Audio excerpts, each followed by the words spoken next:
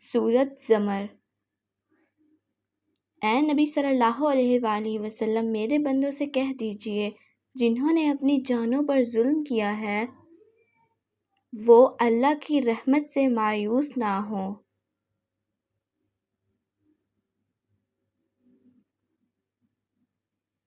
بے شک اللہ سارے گناہ معاف کر دیتا ہے، یقیناً وہ بڑا غفور الرحیم ہے۔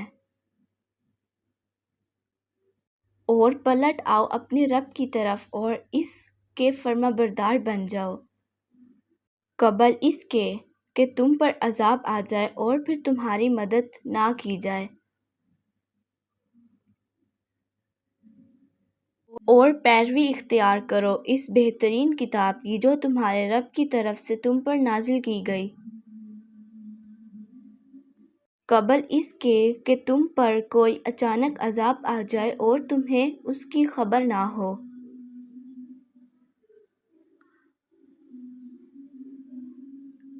اور کہیں ایسا نہ ہو کہ تم میں سے کوئی یہ کہے ہائے افسوس، ہائے افسوس میری اس کوتاہی پر جو میں اللہ کی جناب میں کرتا رہا،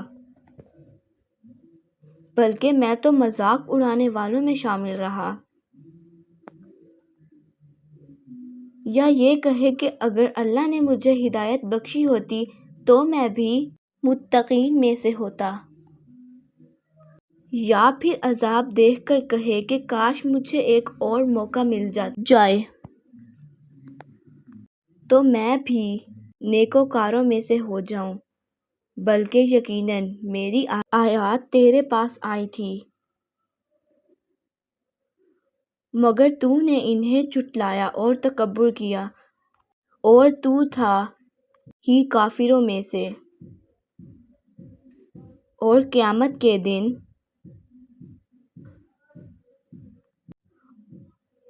قیامت کے دن تم دیکھو گے جنہوں نے اللہ پر جھوٹ باندھا ان کے چہرے سیاہ ہوں گے، اور قیامت کے دن تم دیکھو گے جنہوں نے اللہ پر جھوٹ باندھا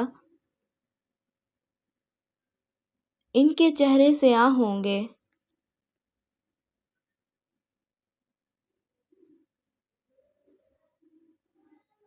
کیا جہنم ہی ٹھکانہ نہیں ہے متکبرین کا؟